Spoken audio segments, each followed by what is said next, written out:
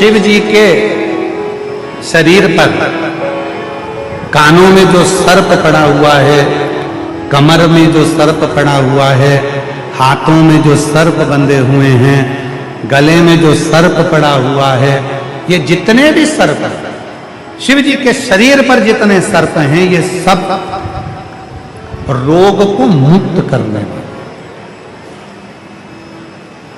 रोग से मुक्ति देने वाले।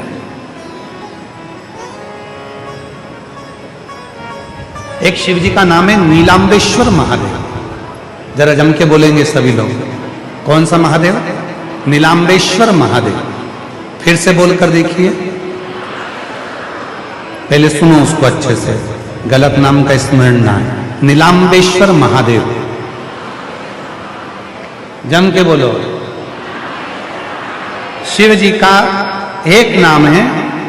शिव जी के गले में जो वासुकी नाग पड़ा हुआ है, कानों में पद्म और पिंगल पड़े हुए हैं, शिव जी की कमर पर एक सर्प बंधा हुआ है जिसका नाम है नील, इसलिए शिव जी का नाम नीलांबेश्वर महादेव। एक सर्प कमर में बंधा हुआ है शिव जी, उसका नाम है नील, इसलिए शिव जी का नाम नीलांबेश्वर महादेव पड़ा। मेरी कई जीजियां कहती हैं, कई माताएं कहती हैं कि गर्भाशय में गांठ हो गई, गर्भाशय को डॉक्टर ने कह दिया कि खराब हो गया है। कई माताएं कहती हैं कि किसी ने हमारी कोख बांध दी है। कोई कहती है कि मेरे रजो धर्म से जुड़ी हुई तकलीफें चल रही हैं। कभी रजस्वला धर्म बढ़कर आता है, कभी रजस्वला धर्म घटकर आता है। कभी इतना कष्ट होता है रजो धर्म में कि पेट दर्द ही दर्द करता है। कई पुरुष ऐसे हैं जिनको पेट में कहीं ना कहीं यूरिन से जुड़ी हुई प्रॉब्लम हो जाती है, कहीं ना कहीं किसी ना किसी रूप में प्रोस्टेट या आदि बीमारियां उसको घेर लेती हैं, उसको तकलीफ आने लगती है। तो मेरे शिव जी का एक नाम है नीलांबेश्वर महादेव। सभी लोग बोलेंगे प्रेम से, बोल नीलांबेश्वर महादेव की, हर हर महादेव, श्री शिवाय। शिव जी का एक नाम है नीलांबेश्वर महादेव।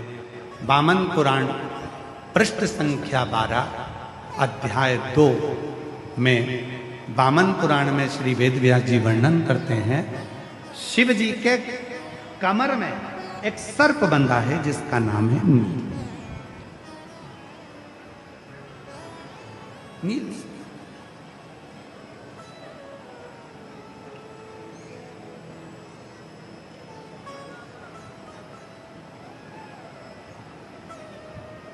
एक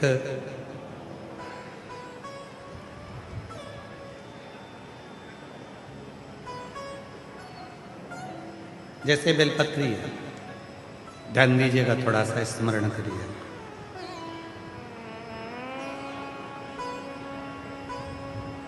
उधर से घुटने तक के बीच का जो भाग है, अगर इस भाग में कहीं पर भी गांठ पड़ी हो, कोई तकलीफ हो रही हो, रजो धर्म से जुड़ी हुई, गर्भाशय से जुड़ी हुई, बच्चाडानी से जुड़ी हुई, या पुरुषों में भी अगर कोई तकलीफ उदर से लेकर जंघा के बीच में अगर कहीं कोई भी कष्ट होता है, उसको मिटाने के लिए नीलांबेश्वर महादेव का नाम ही काफी है। बेलपत्र का मध्य का जो हिस्सा है, थोड़ा ध्यान दीजिएगा, ये जो बेलपत्री का पत्ता है और नीचे के जो 2 पत्ते हैं, बीच वाले पत्ते और बीच के पत्ते के 2 पत्तों के बीच में एक थोड़ी सी जो जगह दिखती है आपको, बेलपत्री की थोड़ी सी जगह दिख रही है।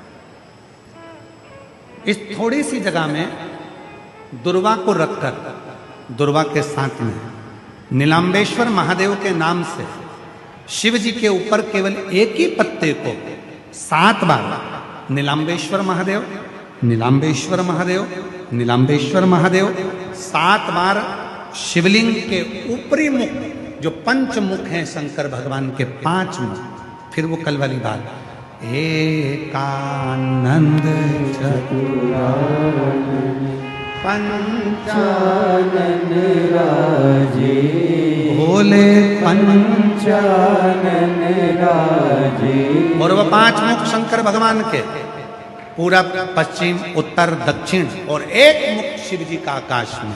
तो नीलांबेश्वर महादेव के नाम से जो तुमने दुर्वा को बीच के स्थान पर रखा है, बेलपत्री को पकड़कर शिव जी को 7 बार नीलांबेश्वर महादेव, नीलांबेश्वर महादेव 7 बार, 7वीं बार में उसको शंकर जी को समर्पित कर 7 बार ही लोटे से जल समर्पित करना है। उस जल को झेल कर लाना है, बेलपत्री और दुर्वा वापिस लेकर आना है। दुर्वा को सुबह, बेलपत्री को प्रदोष काल में चबा चबा कर खाना है, और शिव जी के जल को रात्रि में सोने से पहले पी लेना है। धीरे धीरे अगर गांठ भी शरीर में हो गई होगी या यूरिन से जुड़ी हुई कोई प्रॉब्लम हो गई, तो धीरे धीरे मेरा बाबा उसको समाप्त करते जाएगा और स्वस्थ करते। डॉक्टर का इलाज भी करवाओ, दवाई भी लो, जांचें भी कराओ, और ये सब साथ में करते हुए साथ में बेलपत्री। कौन से महादेव? सब लोगों को नाम स्मरण वापिस होना चाहिए, इसलिए आप बोलोगे तो पड़ोसन अगर कुछ गलत बोल रही होगी तो उसको याद हो जाएगा। नीलांबेश्वर महादेव शिव जी के वामन पुराण के पृष्ठ संख्या 12 अध्याय नंबर 2 में वेद व्यास जी वर्णन कर रहे हैं नीलांबेश्वर की लीला।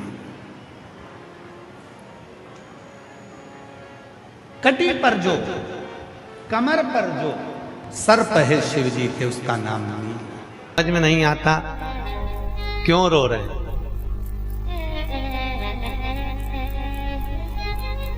कपिलोपाख्यान के अंतर्गत श्रीमद् भागवत में बार बार वर्णन किया गया, रोया किसके लिए जाता है? जिसने कभी जीवन में भजन ही ना करा हो, जिसने कभी जीवन में मनुष्य देह प्राप्त कर कर कीर्तन ही ना किया हो, जिसने मानव देह प्राप्त कर कर कभी संत साधु सन्यासी तपस्वी गौ माता की सेवा ही ना करी हो, उसके लिए रोइए। और जिसने सारे जगत को सुख ही मूल प्रदान किया हो, उसके लिए रोया नहीं जाता, उसके लिए तो कीर्तन किया जाता है। कीर्तन मुझे बहुत अच्छा लगा। यहाँ हम गीता वाटिका में जब देखा तो मुझे बता रहे थे महाराज जी कि यहाँ निरंतर 24 घंटे कीर्तन चलता है। हरे राम राम राम हरे हरे, हरे कृष्ण कृष्ण कृष्ण। निरंतर कीर्तन चल रहा है। कई साल हो गए जी, कई साल निरंतर। लता पत्र वृक्ष वायुचर थलचर जीव जितने भी हैं, कानों में पड़ता होगा वो तो यूं तर गए।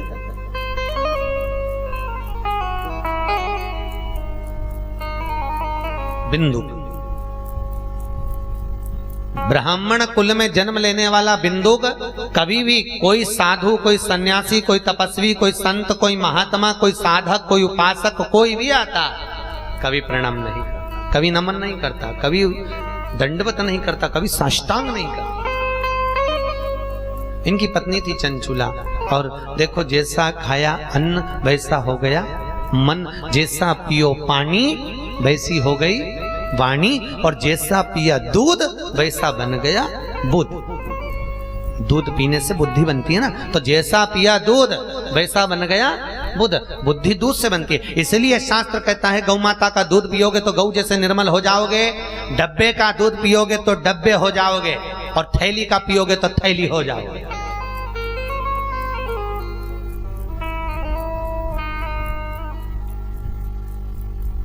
इसलिए गौ माता के दुग्ध का पान करिए। तो यहां शास्त्र कह रहा है कि बिंदुक की लाई हुई कमाई चोरी का जो धन था उस धन को चंचुला ने भी पाया, चंचुला भी वैसी की वैसी हो गई। ना भजन करना, ना कीर्तन करना, ना दान करना, ना पुण्य करना, ना स्मरण करना, ना कभी मंत्र जाप करना, ना कभी स्मरण करना। बहुत कम परिवार ऐसे होते हैं जिसमें एक जैसे मिलते हैं, नहीं तो ज्यादातर परिवार में क्या होता है कि पति अगर गुस्से वाला है तो पत्नी नम्र होती है, पत्नी अगर गुस्से वाली है तो पति नम्र होता है, पति अगर कीर्तन करने वाला है तो पत्नी कीर्तन नहीं करती, और अगर पत्नी कीर्तन वाली है तो पति थोड़ा दिन भर काम में व्यस्त रहता है। बहुत कम परिवार होते हैं जहां पर दोनों एक जैसे मिल जाए और भगवत भजन में लीन हो जाए। बहुत कम, बहुत कम।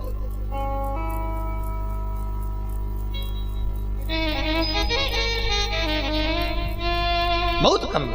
एक सेठ जी थे, वो कभी ब्राह्मणों भोजन करने आ जाए तो गुस्सा आ जाए सेठ जी। एक दिन सेठ जी ने अपनी पत्नी से कहा, क्या ये अमावस्या पूर्णिमा पे ब्राह्मणों को जिमाती रहती है, सारे ब्राह्मणों को बुला बुला कर इतना खिलाएं और ऊपर से दक्षिणा दे के विदा करती है। तो पत्नी बोली, ये फर्ज तुम्हारा है, तुमको ब्राह्मणों को भोजन करने बुलाना चाहिए, संतों को बुलाना चाहिए, भोजन कराएं। तो पति बोला, ठीक है, अभी जो अमावस्या आ रही ना उसमें पंडित मैं लाऊंगा और जौन से पंडित को लाऊं उसको भोजन कराना, समझ गई? ठीक है। पत्नी खुश हो गई। शादी के 40 साल बाद पहली बार तो बामण नोतने जा रहा। पति गया, पास के गांव में जाकर पूछा, पंडित जी हैं? हाँ हैं। पंडित जी से देखकर कहा, महाराज कितना खाते हो? पंडित जी को चक्कर आ गया, पहली बार ऐसा सेठ मिला। अभी तक तो लोग कहते थे महाराज जी प्रेम से आना खूब खाना, पर पहली बार बात करने आए और पूछ रहा कितना खाते हो। तो पंडित जी बोले, भैया देखो 8-10 तो पूड़ी खा लेता हूँ, 4-6 कचौड़ी खा लेता हूँ, 3-4 गुलाब जामुन खा लेता हूँ, 5-10 कटोरा खीर पी लेता हूँ, और अचार सब तरह का मिल जाने, गोंदा का न, नींबू का न, केरी का। नहीं देखो तुम्हारे मुंह में पानी नहीं आना चाहिए, तो सब अचार भी खा लेता हूँ, सब कुछ बढ़िया। सेठ जी ने कहा, अच्छा ठीक है बाद में बताते हैं। फिर पास के गांव में गए, एक पंडित जी के पास में, पंडित जी हैं? पंडित जी बाहर निकल कर आए। हाँ। पंडित जी से पूछा, महाराज तुम कितना खाते हो? पंडित जी बोले, शरीर देख लो, 2 रोटी बिना घी की बड़ी मुश्किल से खवाती, ब्लड प्रेशर है और शुगर है तो मीठा खा नहीं सकता, और दाल सादे मूंग की दाल ज्यादा बगरी हुई नहीं चाहिए, छोक मोक ज्यादा नहीं लगाना है, ऐसा भोजन। इतने में सेठ जी का ऐसा बामण, पंडित जी बस कल अमावस्या है, आप जिमने आना। पंडित जी ने कहा ठीक है। और सेठ जी घर गए, पत्नी को कहा कल पंडित जी आ जाएंगे, ले दक्षिणा पंडित जी को दे देना। और पंडित जी आए, प्रेम से जिमाना, खूब खिलाना। अब तो पत्नी से कह रहा खूब खिला, और केक हुआ के, और सेठ जी चले गए। अब पंडित जी जाने लगे तो इतने में पत्नी बोली, सुनो जी तुम जा रहे हो, मुझे रोटी बनाना नहीं है, 6-7 दिन में रोटी नहीं बना सकती, बच्चे घर में भूखे रहेंगे, एक काम करो ना, ये 8 बच्चों को साथ में ले जाओ। 4 लड़की थी, 4 लड़के थे। 8 को पंडित जी ले गए, खूब खाया। किन्ने? पंडित जी नहीं, 8 हुआ थे ना, 8 बच्चे, खूब खाया। खाया तो खाया, इतने में पंडित जी बोले, देखो हमारी पत्नी को भोजन नहीं बनाना, तुम्हारे यहाँ कुछ बच गया हो तो थोड़ा सा दे। झोला में बांध लिया, ले गए, दक्षिणा भी दे दी। दुकान पे से पति आया, ला आज भोजन कुछ बना हो तो दे। पत्नी के बना तो था, पर बच्चा कुछ नहीं है, तुम बाजार से कुछ लाओगे तो मैं बनाऊंगा। पति बोला, कहाँ गया भोजन? कि वो पंडित, तो पंडित जी तो बेचारा कुछ खाता ही नहीं था, यानी उसने तो कुछ भी नहीं खाया बेचारे ने, पर वो 8 आए थे उसके साथ। पति ने कल जरा डंडा उठा के ला, अंदर से डंडा ला, तो सेठ जी ने डंडा उठाया, जो गए पंडित जी क्या। इतने में पंडित जी की पत्नी बोली, क्यों कांप रहे हो, क्या हो गया? पंडित जी बोले, वो सेठ जी आता होगा, मारेगा, कूटेगा, मार के जाएगा, मालूम है, ऐसा काम करा है अपन ने। इतने में पत्नी बोली, तुम फालतू की बात मत करो, तुम तो चुपचाप सो जाओ। और पति को तो पलंग पर सुला दिया, चादर उड़ा के। और इतने में सेठ जी आए, पंडित ओ पंडित। पंडित जी तो थे नहीं, पंडिताइन बाहर आई, इतना घूंघट करके आंसू बहाती बहाती आई, और आते से बोली, अरे कौन है भैया? अरे कहाँ है पंडित? इतने में पंडिताइन रोती रोती बोली, आग लग जाए बस सेठ में, ना जाने क्या खवाया, खाकर मेरा पति आया और आते सीताराम हो गए। आते सीताराम, अरे ना जाने खखवा दिया, अब तो मैं पुलिस में जाऊंगी, उसको केत पे पड़वाऊंगी और उसको जेल पहुंचाऊंगी। इतने में सेठ जी बोले मेरे यहीं से खा के आया था बेन, मुझे माफ कर दे, ये ले 20,000 पर किसी से मत की। 20,000 ओ लाओ सस्ता बामन।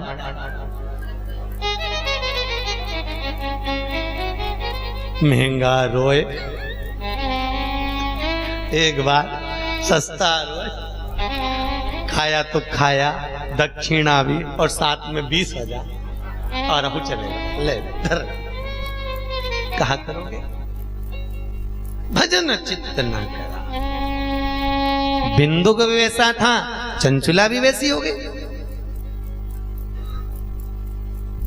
पति के नाम के आगे धर्म का संबोधन नहीं है, पर पत्नी के नाम के आगे धर्म का संबोधन है। धर्म का संबोधन।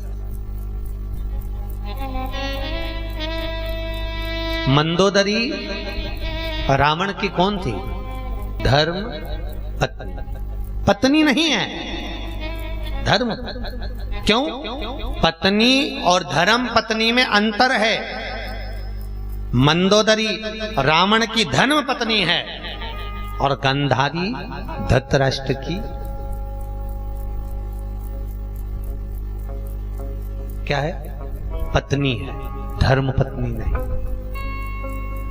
कितना अंतर है अंदाजा लगा लो। क्यों? धर्म पत्नी मंदोदरी को कहा गया, रामचरितमानस में तुलसी बाबा ने जब पद आया राम और रावण के युद्ध के समय पर मंदोदरी के संबोधन में तुलसीदास जी ने धर्म संबोधन को संबोधित किया। धर्म पत्नी मंदोदरी पद में कई जगह पर लिखा, पर महाभारत में वेद व्यास जी ने एक जगह पर भी गांधारी को धृतराष्ट्र की धर्म पत्नी नहीं कहा। क्यों? क्योंकि धृतराष्ट्र के नेत्र नहीं थे तो गांधारी ने क्या कर लिया था? आंखों पे पट्टी बांध ली थी। ईमानदारी से बताओ धर्म पत्नी का लक्षण क्या है? धर्म पत्नी का लक्षण, पति पांव से चल नहीं सकता, पत्नी धीरे धीरे हाथ पकड़कर उसको लेकर जाए, गीता वाटिका का दर्शन कराए। पति भोजन नहीं कर सकता, उसको धीरे धीरे पवाए। पति कोई काम नहीं कर सकता, चल नहीं सकता, हाथ से काम नहीं कर सकता, तो पत्नी अपने हाथों से काम करे। पति देख नहीं सकता तो धर्म पत्नी अपनी आंखों से देखकर उसको चरित्र का वर्णन करे। ये धर्म पत्नी का लक्षण है। पर मंदोदरी इससे ठीक विपरीत थी। पति अंधा था तो धर्म पत्नी ने क्या करा? वो मंदोदरी उसने गांधारी ने आंखों पर पट्टी बांध ली। इसलिए वेद व्यास जी ने यहां पर गांधारी के संबोधन में धर्म ही नहीं लिखा। धर्म ही नहीं। जो पति का साथ हर पल दे, पति नहीं देख सकता तो पत्नी देखे ना। साथ संगनी का मतलब क्या? धर्म पत्नी का लक्षण क्या? कि पति के जाने के बाद में भी धर्म पत्नी उसको संभाल ले, और धर्म पत्नी अगर चली जाए तो पति उसको साथ ले। अब यहाँ पति और पत्नी दोनों साथ में हो, और पति अगर बीमार पड़ जाए तो धर्म पत्नी का कर्म है कि धर्म पत्नी उसको साथ है। धर्म पत्नी ये नहीं कि बहू सेवा करेगी, ये नहीं कि बेटा सेवा करेगा। धर्म पत्नी अगर है और शरीर में इतनी ताकत है, इतनी एनर्जी है, तो धर्म पत्नी स्वयं सेवा करे। और गांधारी के संबोधन में वेद व्यास जी ने एक जगह पर धर्म पद को नहीं लिखा कि यहाँ गांधारी धर्म पत्नी है। यहाँ लिखा मंदोदरी कौन है? धर्म पत्नी। क्यों? क्योंकि मंदोदरी को धर्म पत्नी इसलिए लिखा क्योंकि शिव रामचरितमानस का एक बड़ा सुंदर व्याख्यान दृष्टांत सागर के अंतर्गत मिलता है। बहुत सुंदर व्याख्यान। एक बार माता सीता जब विवाह कर अयोध्या में आई, अवधपुरी में माता जानकी आई, पर 8 रात्रि तक माता जानकी ने अवधपुरी का भोजन नहीं करा, अयोध्या का भोजन ग्रहण नहीं करा। क्यों? दशरथ जी ने जाकर कहा, बहुरिया क्या बात है, तुम